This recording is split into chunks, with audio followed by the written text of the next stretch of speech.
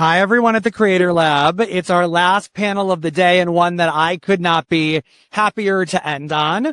We're talking about behind the scenes of LinkedIn with creators. And I personally am invested in this as a person who started posting on LinkedIn about people, the way that they behaved in corporations and trying to counter that. And I went from 0 to 20,000 in less than a year on LinkedIn. I have no desire to be a creator, but it's been wildly beneficial for my job and for everything that I do, and even doing panels and things like this. And so I'm super excited to talk to Julia, who's Senior Director of Product Marketing, specifically on the creator side over at LinkedIn. So let's just start off. And if you can introduce yourself, I know you've been at LinkedIn for a while. So talk about the journey. I'm assuming when you started there, it maybe wouldn't have been about creators in the beginning, but tell me how you got to that point and what you're doing with creators day to day right now. Yeah, great. It's so nice to see everyone. Hi, Julia Cabral. As RJ mentioned, I lead creator product marketing at LinkedIn, and I have been at LinkedIn for 13 years. So just a minute. Huge. And when I started at LinkedIn, I don't even think we had a feed. There was no content on LinkedIn when I started there. And I've been working on creator products at LinkedIn for now 7 years.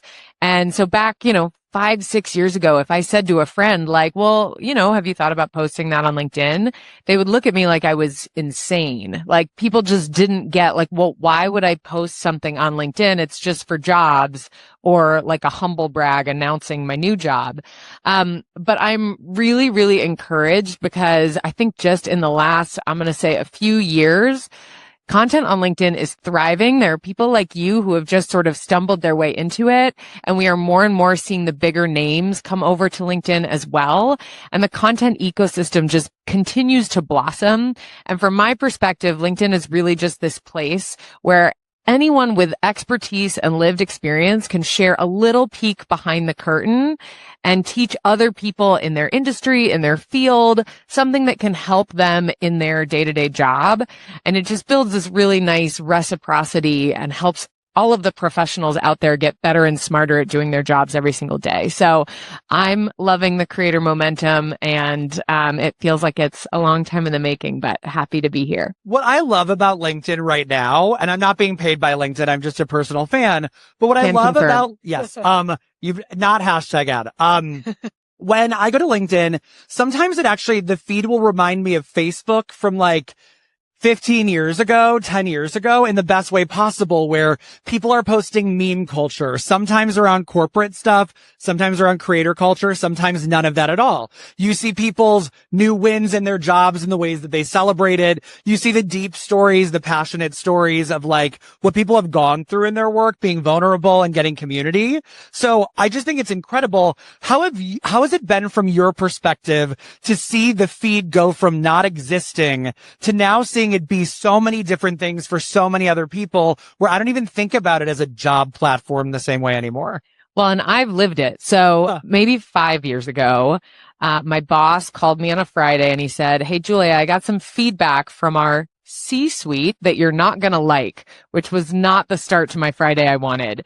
And he said, "Hey, you run product marketing for the feed and you haven't posted content in how long?" Oh, about you yourself personally? Me, myself. Oh. So I had this moment because, frankly, at that point in time, I felt like posting on LinkedIn was just a little cringe and a little scary. And if I post, are my friends going to judge me? And why are we so worried about what other professionals are going to think? But we are. And so I just took that feedback from my boss and I was like, you know what? I just need to get over myself. I run marketing for the feed. I need to be in the feed. And so I myself just started hitting posts. I made it a quarterly goal to post once a week. And I graduated from text posts into video. And at first I felt so uncomfortable doing it. But I have to say, as I got in the rhythm, something amazing started happening. And it wasn't that I grew a lot of followers. That came later. But I would get text messages or DMs from people that I had worked with 5-10 years ago saying, hey, you know, that thing you shared about your career pivot was super helpful. And I've been thinking about a pivot too. And so thank you for sharing that. Like a DM. Yep. So not even visible engagement. Mm-hmm. And so just that ability to share something that helps you do your job a little bit better, realize that there's someone else out there that can benefit from that information. And if you share it on LinkedIn, the chance that they'll see it is greater. And so that evolution has really like helped me lean into that professionally. And I see more and more people doing it in a way that's super fulfilling. My posts that have done really, really well are all from such different topics. One of them, when I got laid off, which I was very vulnerable about it. And it was at a time where a lot of people were getting laid off. That was one of them. One of them was, I clickbaited people a little bit. And I said, I'm going to talk about the 5 people who have yelled at me in a corporate setting. And then I buried the rest of it and said I wouldn't do that. But there were a bunch of horrified people right now thinking I was going to expose them. And people loved that and started talking about their stories of times where they had been yelled at in a corporation too. But I find that LinkedIn as a community that I don't see in the other social platforms the exact same way, where people step in. It can be an old colleague. It can be somebody you don't know and don't have a connection with. People want to step up and they want to help in a lot of different ways, which I think is really cool. Yeah. If I can jump in on a couple of things there. LinkedIn has 1 billion members. Over 100 million of them are verified, authentic profiles. So LinkedIn is a real identity platform. You can't hide behind a handle. Yep. People are who they say they are.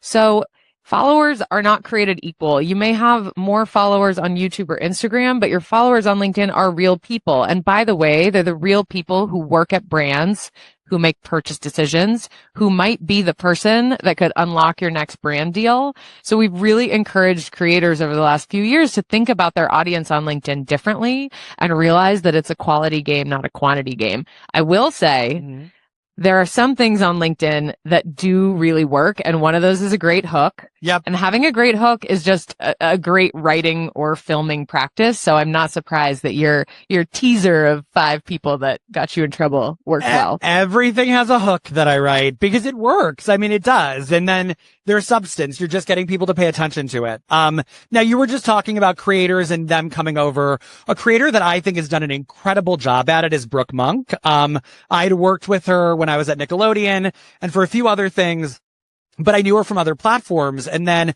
she joined LinkedIn.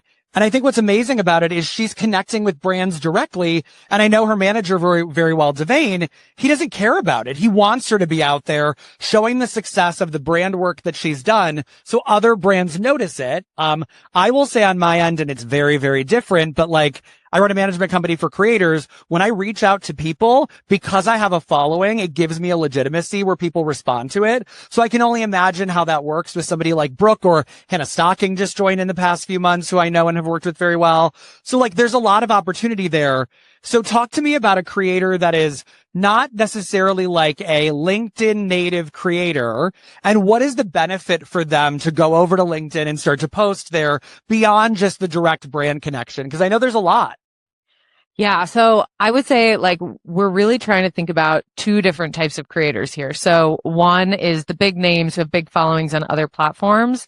And what we want creators to believe is that their content belongs on LinkedIn. And so if we can get these bigger creators with big followings to come over, that really helps sort of set the tone for everybody else, so that we're invested in that. And that really helps us. Corporate Natalie is one of my favorites. I think she just like threads the needle on workplace humor, and we all need a little bit of humor during the workday.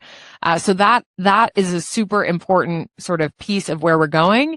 But then there's also the people who I would say are that sort of like next tier of creators. And I think this is the thing that's really on the rise, which is like the white collar creator or the worker creator, because every single person who has a profession, has a job, and can create engaging content has some expertise and experience to share that other people can learn from. So we're sort of seeing this like duality of like the big names coming over from other platforms because they can reach a different professional audience and show their behind the scenes, show how they're building their business, get in front of brands, get in front of decision makers, and then they inspire the sort of next crop of the worker creators. You talked about this a little bit before, but I want to double click into it. LinkedIn used to be known as a job platform. Do you guys even define yourselves as that right now, or do you consider yourselves a social media platform, or is it both? Like, what are you first and foremost right now? Yeah, that's a great question. So we started as a professional network way back more than 20 years ago. We evolved into a jobs platform where job seekers would find companies that were hiring. And then we've continued to evolve into beyond that and from there into something I think that still, those pieces still live on. Yep. But I think the evolution has grown so much more beyond that, because if you think about it, you're looking for a job episodically. LinkedIn can be valuable to you every single day. And the thing that I think really resonates with me is that in 2026, I think your reach is the new resume. Agreed. Because if I go, I'm hiring for someone on my team right now. Oh. And I go look at LinkedIn profiles of all the candidates that are coming in. And let's say I have 2 candidates with equal experience, equal education, equal skills. One of them, no content posted. The other one's been sharing takes on their industry, which creators they love following, what they're learning, what tools they're using. Like, which of those 2 people do you think I will hire? Definitely the second one. So interestingly, I have, based on my career, I've not applied for a job on LinkedIn before, but I've gotten jobs on LinkedIn because they know who I am and what I posted. So even the job that I'm in right now, which is president of a company that is owned by a larger creator economy company, they messaged me on LinkedIn and said, we see that you're available because of your very thoughtful, like vulnerable post about being gone. I've heard from like 5 to 10 people I need to talk to you, and they messaged me there, and that's how I'm in the job that I'm in now. So what I tell people all the time is there are tons of people that are applying for the jobs that are on there. You can't control that opportunity. What you can control is posting, getting somebody to notice you, going to the company page, finding people that are there, writing them a direct message. I mean, for people that feel are getting laid off and people who have been fired and people that don't have jobs or are unemployed, the way that you can get the control back is by utilizing LinkedIn, not only by reaching out to the hiring people directly, but by posting and getting people to know you beyond a resume. And so my assumption is you're seeing a lot of success with people doing that. Yeah. And I think like on the flip side of that, the way I like to think about this is like every time I scroll in my LinkedIn feed, I legitimately feel smarter, more connected, more informed, more plugged into my professional world. And that's exactly what we're going for. So if you don't think about it as like, I'm sharing what I know to stand out to, my next job, but just think about all the things that other people can learn from you. And then if you scroll in your LinkedIn feed, hopefully you're seeing those things that are relevant to your current job, help you get smarter and sharper as well. So this is more of a personal question because there was a thing I was going to attempt on LinkedIn that was very out of the box on video. No, I'm worried. Okay. No, I'm not even going to say what it is. I don't want to give away the good idea. But can people do things out of the box on LinkedIn, and have you seen that work? Are there any cases where you're like, oh, this person did something wildly unique and got a lot of attention? Totally. I mean, I think like breaking through is so hard. And I think the thing about LinkedIn is like you want to keep it professional. You don't want to get outside the bounds of what's professionally relevant, but there are so many things that are professionally adjacent. So right now we're seeing sports have a moment on LinkedIn. So many athletes are joining LinkedIn, talking about their career pivots, their career stories. That's really getting kind of outside of like the sort of normal professional content you might expect on LinkedIn. We just did an insanely, surprisingly bizarre and amazing pop-up with John Summit, the DJ. Oh, that's so cool. He used to be a CPA and he career pivoted into being a world-renowned DJ. And so he announced that he was open to work on LinkedIn, and we threw a rave in Manhattan on April Fool's Day. Oh. That definitely broke through on LinkedIn. So like unique, unexpected, still professional, because we want to stay in that lane, but like unexpected and professional. People love a career pivot story. People love vulnerability in the right ways. There's things that you can connect to as a human that are still relevant for work, but can be surprising and fun. Now, is there a type of creator that works really well or that doesn't work? Or is it really all about like the tactic and the way that you're going about it? I mean, I think right now B2B creators are definitely on the rise. I feel I will steal someone else's line to say that LinkedIn feels like YouTube in 2010. That wasn't me. I work for LinkedIn, so I can't say that. But I've heard others say it. B2B I'll say. creators are on the rise. B2B brands are finally realizing that people want to be sold to by other people, not by a corporate handle. So we're definitely seeing creators in the B2B space as like an emergent, really fruitful area to keep investing in. And then I would say, again, anyone who has a level of professional expertise that you can teach, explain, and entertain to other people. So whether you're a CPA that is really good on camera, or there's this one guy, Casey Ricky, who's like an amazing graphic designer. And normally you'd think like, oh, that's like an Instagram, YouTube, TikTok thing. But he makes art for corporations, and he does like this type of stuff.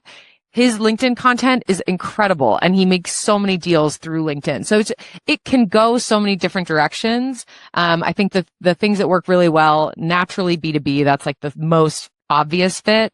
And then just sharing expertise in a way that's entertaining and really connects with people. You may or may not know the answer to this, and I'm going off a book, but who's the biggest creator on LinkedIn, and like what sort of level of following do they have? Oh, that's a great question. Well, we have our sort of legacy influencers. So way back in the day, like around the time I started at LinkedIn, we very first opened content up to people who were like the Bill Gates of the world. So like Bill Gates, Ariana Huffington, like those people, Richard Branson, they've been with us as influencers and now creators for the longest time. So they have these massive followings. But I would say like the creators that are really thriving are the ones with like tens of thousands to 100,000 followers. Like that is a great sweet spot on LinkedIn. You don't need to have millions of followers on LinkedIn to be successful or big on LinkedIn. So I have not posted a video yet, and I felt like last year I was, in the nicest way possible, being bullied into doing it. And I will say that the video experience seems to have changed over the course of the last year, where now I don't feel like I'm being bullied by it, but I feel like it is a very big part of the platform. I need to make a video, and I am going to make one next week when I'm with our social team. So one will be coming. I think we're going to get some content from this. So let's do it. Easy. But I want to make like a unique video for it. I actually got into I'm in a Reddit community called LinkedIn Lunatics because people shit talked one of my posts and I want to react to it. That will do well. I promise. I'm very excited. That's why I want to make it good. So I'm doing it next week with our social team. But video, how has that changed? Like, how have you invested in that? And is it still important for somebody there, or can somebody never post a video there and still be a successful creator? Yeah, it's a great question. I love this question. I mean, I shouldn't have to tell anyone here that like video is the way people communicate, especially the younger generation. That's like super obvious. And they're aging into the workforce. So if LinkedIn, the professional platform of record, wants to continue to stay relevant with the next generation of professionals, video needs to feel like it is native on LinkedIn. So a couple years ago, we made a big push from like an infrastructure, engineering, content, marketing, all the fronts into video, because we wanted to make sure people were posting great video content on LinkedIn, and that wasn't necessarily the mental model before that. So that's probably what you're remembering and what you're feeling. Yes. Video is still incredibly important, and it's part of the future of LinkedIn for sure. What I will be honest about is if you hate video, then don't do it. Yeah. I personally love video. I find it way easier to just talk to my phone than to like write a nicely crafted post. For some reason, that's way more intimidating to me. And just for my audience, and that's a really important part, you have to go with what resonates with your audience. So I think I do a lot of content for creators and for younger career professionals. So for me, I think video is the right medium for that. So I'm still doing almost all video on LinkedIn, and many other people are. But if you hate video, don't feel pressured. Now, I think a lot of people don't know that there are ways to monetize on LinkedIn as a creator. So what ways can people monetize as a creator on LinkedIn? Yeah, I mean, the thing that we hear consistently from creators is that they get discovered by brands, or they literally DM someone who works at their dream brand and get an answer, and a brand deal sparks from there. So that's what is happening today. I hear it from creators all the time. We are now building new ways to facilitate that and facilitate creators and brands making that connection, and creators being able to monetize their communities as well. So just a couple weeks ago, we announced that we're expanding a program we have called Brand Link in Stream Ads. So that allows an advertiser to run an ad from a vetted and premium creator content and run their ad as a pre-roll. So when we debuted that program a couple of years ago, it was starting out with luminaries like Guy Raz, Stephen Bartlett, Allie K. Miller. We just announced about a month ago that we're starting to expand that both for creators and to make it more programmatic and easier for advertisers to buy. So there's more coming there to the brand link and stream program. We're also working on ways for brands to discover creators that can be part of their campaigns right in our advertiser product. So there's more coming there soon. And then we have a bunch of exciting announcements about how creators can actually monetize their audience more directly. And I'm sworn to secrecy now, but watch this space because there will be more soon. Amazing. This year, you think we'll find out, or not sure? Yeah, this year. Here, amazing. We've got a good amount of time left. We're going to do some really quick rapid fires, even though we just hit time, but they'll be very quick. What's one creator behavior that will be rewarded on LinkedIn in 2026? Authenticity and expertise. It's like not the gimmicks. It's like the good quality stuff. Just stick with that. And then what's one, because I think a lot of people are daunted by the idea of another platform, or if they're not on other platforms and this is their first time, it's daunting to them.